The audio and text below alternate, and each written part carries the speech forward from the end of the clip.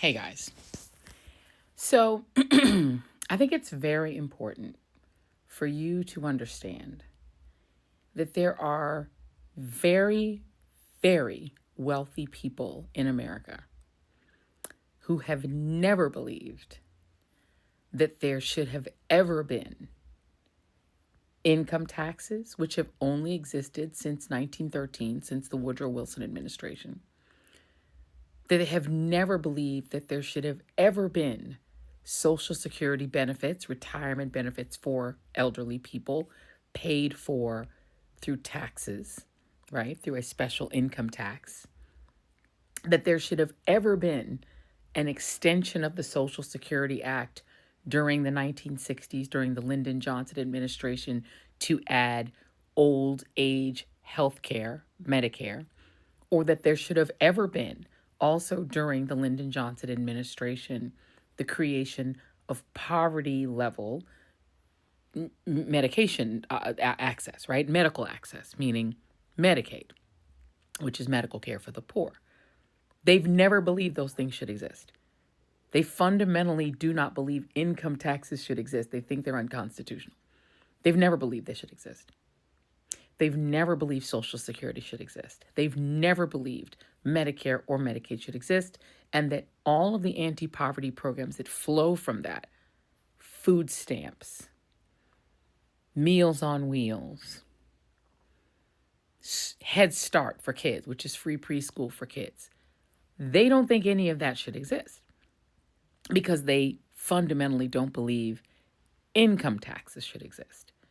They believe that the super rich, that wealthy people should keep all of their income and not have their income taxed, period. And that people who are poor should just figure it out. And that people who can't pay for health care up front with cash should just figure it out. Maybe barter with your doctor to get health care. They genuinely believe this. I have interviewed these people. I have talked to these people.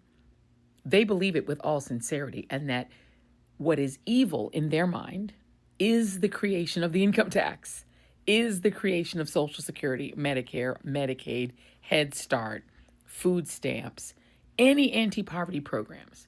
They just don't believe they should exist.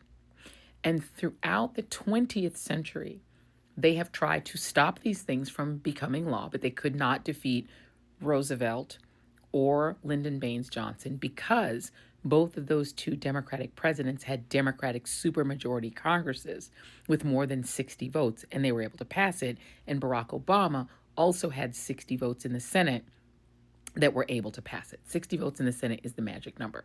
And so because FDR, LBJ, and Barack Obama had 60 Democratic votes in the Senate, they were able to pass those anti-poverty programs. But these conservatives have never believed these things should exist.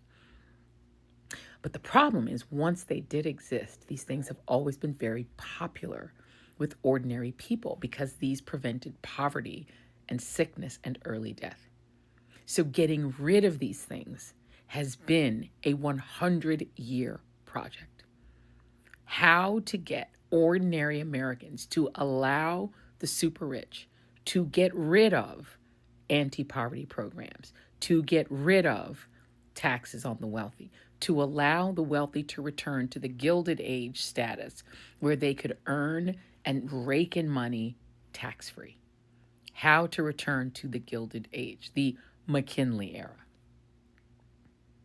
They figured out how to do it. They've created popular movements, the Tea Party and MAGA, that get ordinary Americans to affirmatively vote to get rid of and end the anti-poverty programs that help their own parents, grandparents, and themselves. They've gotten people to sign up for, affirmatively, to get rid of all of the supports that keep their own families afloat. How do they get them to do that? Race. Get them to believe that anti-poverty programs only help Black people. It's the magic wand that you can always wave in America. Get people to believe that anti-poverty programs only help Black people or any other marginalized group. Get people to focus on marginalized minorities, Black people, non-white immigrants, LGBTQ people, trans kids who play sports. Find a marginalized group.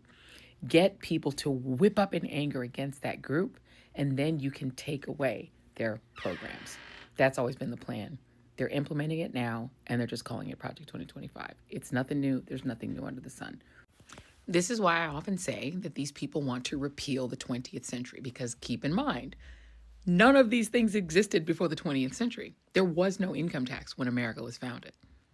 The first time there was ever an income tax was during the Civil War, when Abraham Lincoln temporarily put in place an income tax, like 3% income tax to pay for the Union's war against the traitorous Confederates. But that tax was repealed right after the Civil War. The next time there was an income tax was during the Woodrow Wilson administration in the early 20th century. And so these conservatives want to repeal the 20th century. They believe that what was called the American century, the 20th century, was evil. They don't like anything that came about during the 20th century. What came about during the 20th century? Labor rights, unions, the end of child labor, women's right to vote, women's liberation during the 1970s when they got the right to abortion and contraception, and civil rights, equal rights for Black people, immigrant rights, the right of immigrants from non-white countries in Central and South America and Africa and Asia to come to the country, the way that white European immigrants could come in the early 20th century. That's the 20th century, fam. They want to repeal it and get rid of it.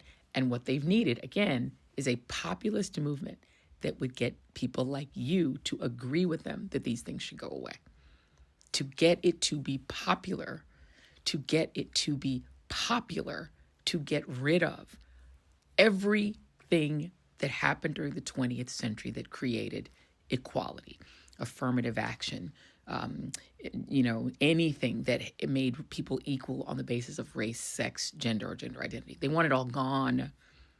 And MAGA is just the latest version of a popular movement, a popularist movement that they've created to try to get it to be popular to get rid of these things. Because when you just say, do you want to get rid of these things?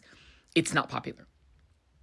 The Tea Party was their first really big shot at making it popular to get rid of all of these benefits, but it didn't quite work. MAGA nailed it.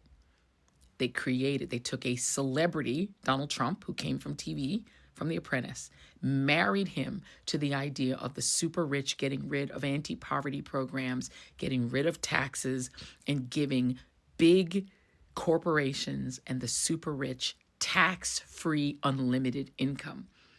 And some of y'all signed up for that. So just know what's happening. See what you're seeing. Believe what you're seeing. Wake up and stay woke. All right. Good luck out there. Stay safe, stay sane, and I'll catch you later. And let's think about this party since 1992. You lost affirmative action. You lost the woman's right to choose. Labor is under siege. You have lost the environment. Public schools are, effectively taken as, playgrounds for the private. You lost campaign finance reform. You lost the Supreme Court. You may lose Obamacare, which itself was a conservative compromise. What did this get? What did you win? Like, what did all of this strategizing and all of this, deep knowledge about, what did you ultimately win? And so when you start looking at it like that, and then you see the same people who have led you to this loss, Bill Clinton being deployed to Michigan, to do what? Liz Cheney, who has, I should show great courage, but has a constituency of 0, apparently. What are we doing here?